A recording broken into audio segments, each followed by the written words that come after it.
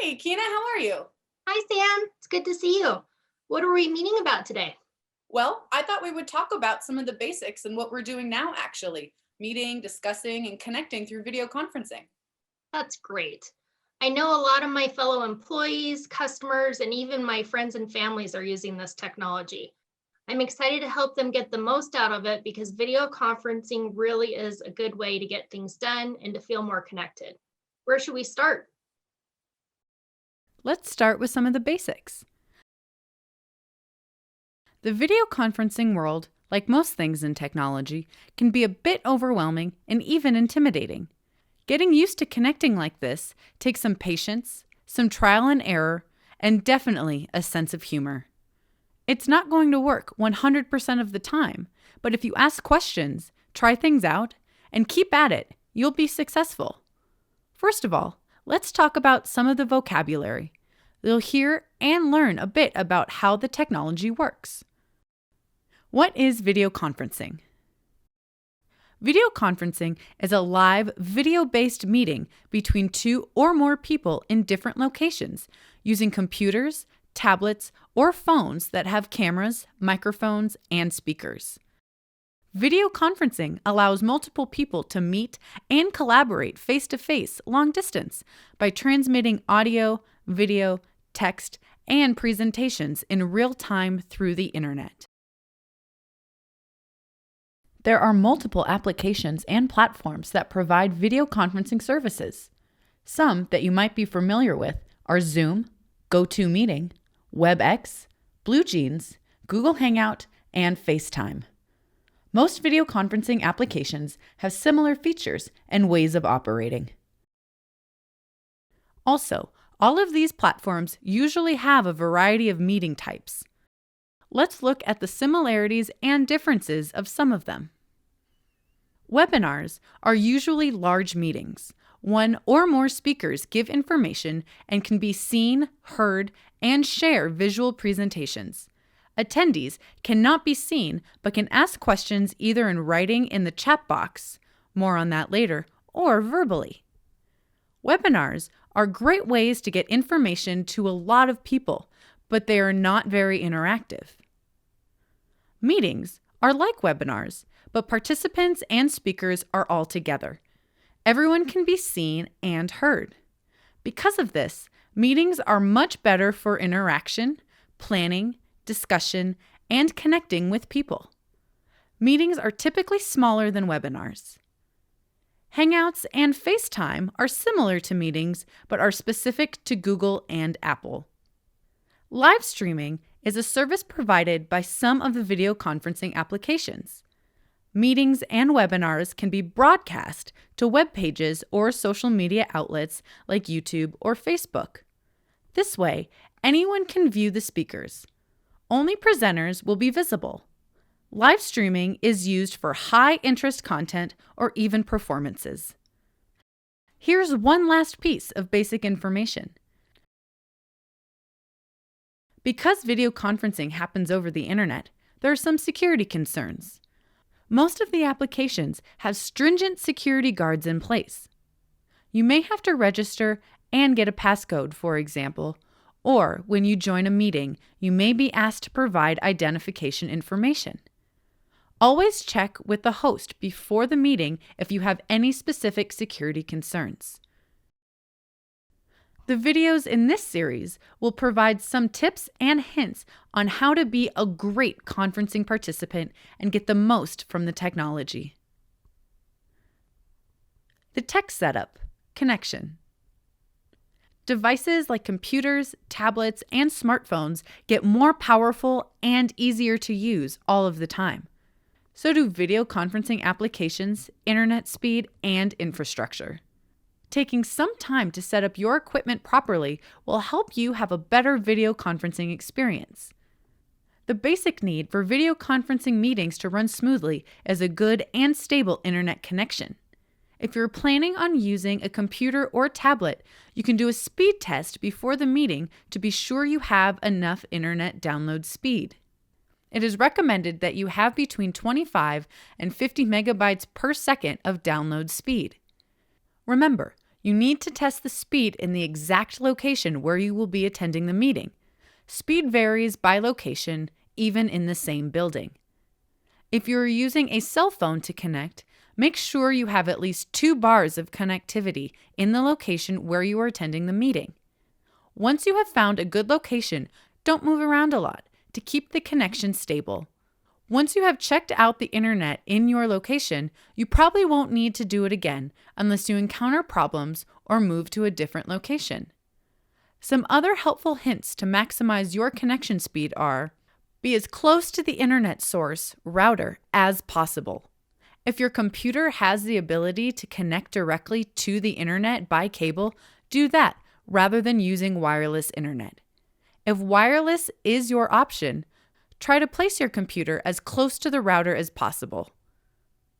Don't have multiple users on the same internet network at the same time of the meeting. Notify coworkers, spouses, kids, and even the cat that you will be in a meeting and they should limit their internet use during that time. Definitely ask them not to watch videos, use streaming services like Netflix, or download big documents at the same time you are meeting.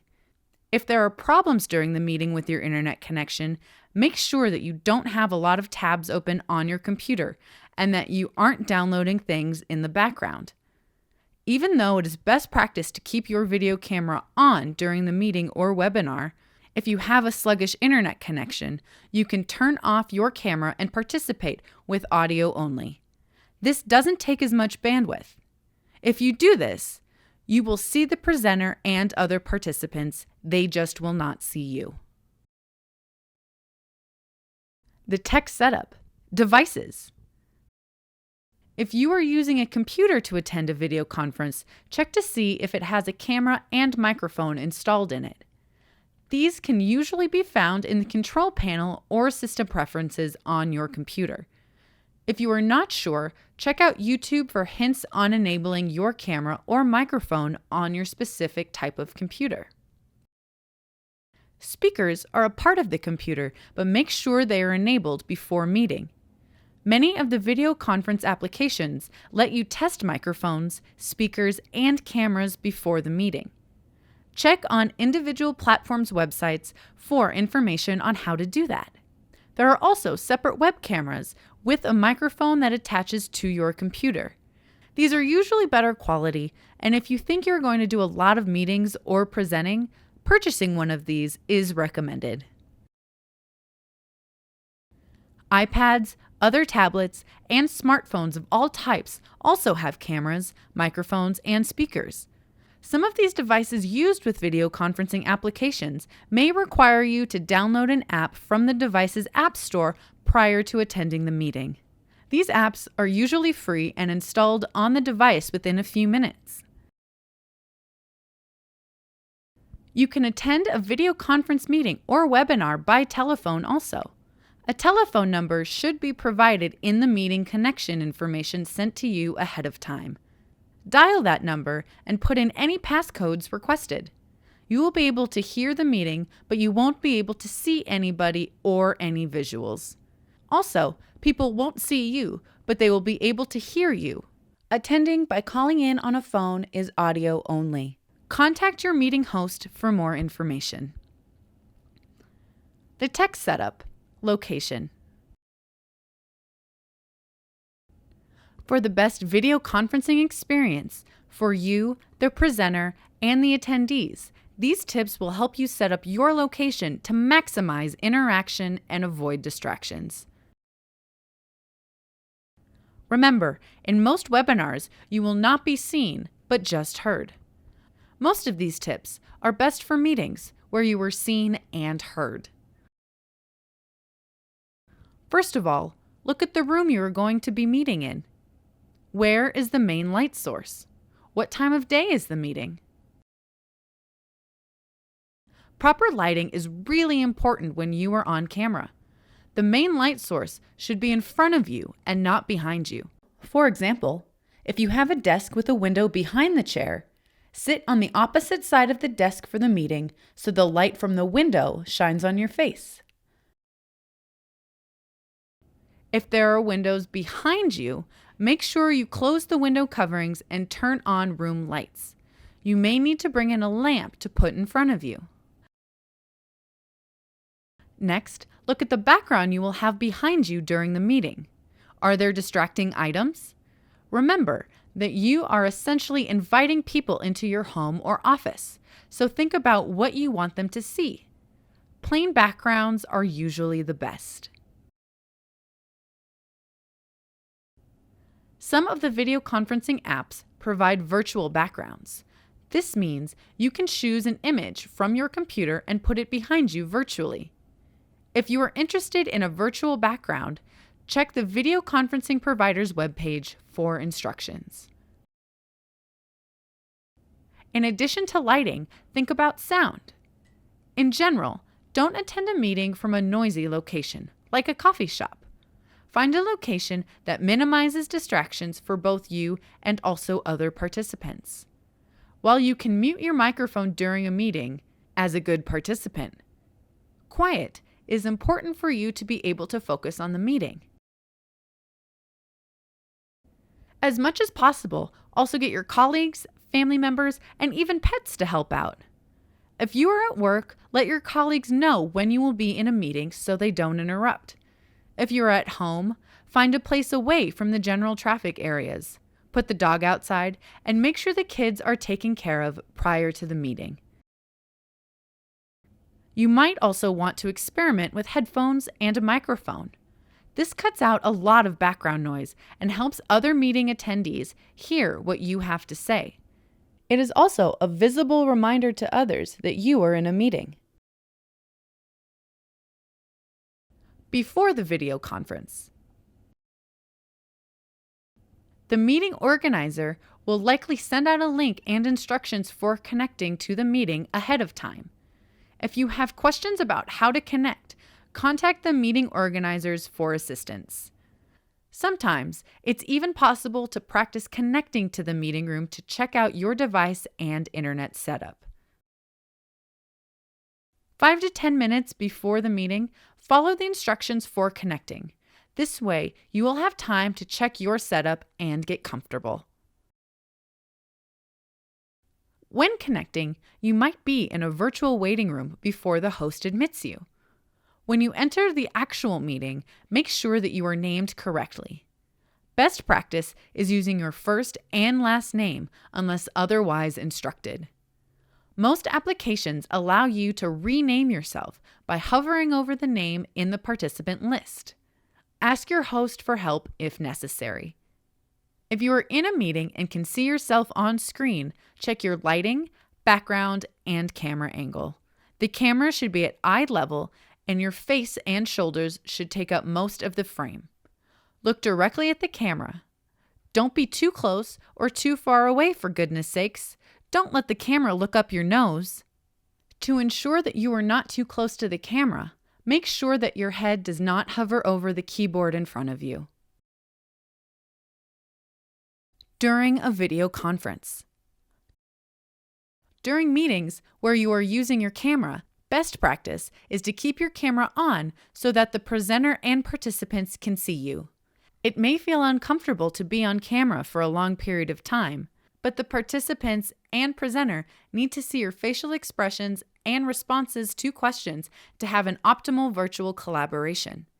As a presenter, it's really hard to talk to a bunch of black boxes, so keep your camera on if at all possible.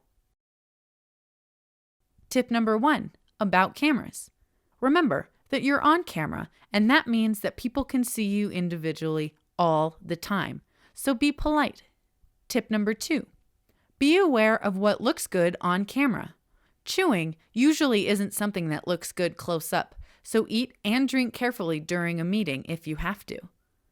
Also, be careful when adjusting hair and clothing. Remember that webinars usually do not have attendees on camera. Another responsibility of attending a virtual meeting is to be an active listener. Respond to questions, use reaction buttons, make comments in the chat box, and participate in polls because it makes your presence in the meeting important. Most of the time, it is best to avoid doing other work during the meeting. One of the ways to be involved in a virtual meeting is to use the chat box. This is a tool in the video conferencing application where meeting participants can communicate with one another. The presenter may ask a question, for example. You can type your answer in the chat box tool. You can also chat with other participants. Anything you put in the chat box should be appropriate to the topic and respectful of the participants and the presenter. Don't engage in side conversations in the chat box as it is distracting to others. Webinars have chat box or Q&A tools for participants to ask and answer questions also. Keep your microphone muted unless you are verbally answering a question or your host asks you to unmute. This helps everyone focus on the person speaking without a lot of feedback or background noise. There usually is a virtual hand-raising tool if you would like the host to call on you for a comment. You can also physically raise your hand with your camera on to be recognized for comment. Other tools and functions of some of the video conferencing applications are screen share, the ability to share presentations, videos, document views, websites, and other information with meeting participants. This is usually what the presenter uses with a PowerPoint, for example. Whiteboard and annotation. This is what makes it possible to write on a shared screen. Polling. The host may ask you to answer questions in a virtual poll. Breakout rooms. Some applications allow the host to break up a meeting into smaller groups for discussion and then come back together in the larger group. Follow the host's instructions if this is used. Reactions. There may be icons available for you to applaud, give a thumbs up, or cheer on a person. Closed captioning. Most applications have a closed captioning option for those who need it. Check with your host if this is an accommodation you would like. Recording. If a meeting is being recorded, a written or verbal announcement is usually made and/or there is an icon on the screen that will tell you that the meeting is being recorded. Be aware of recording and check with your host if you have questions. After the meeting. At the conclusion of the meeting, add any final comments or goodbyes in the chat box and leave the meeting. There may be a follow-up survey. Video conferencing never takes the place of face-to-face connections. However, it is an efficient way to connect, discuss, and collaborate when necessary, and because of the interactive tools, it is a productive tool for business. The more you attend virtual meetings or webinars, the more comfortable you will be with this powerful technology. I definitely will share this information with everyone I can. They should all know about this. Thank you. Anytime, Kina. Have a great rest of your day and we'll talk soon. Bye. Bye.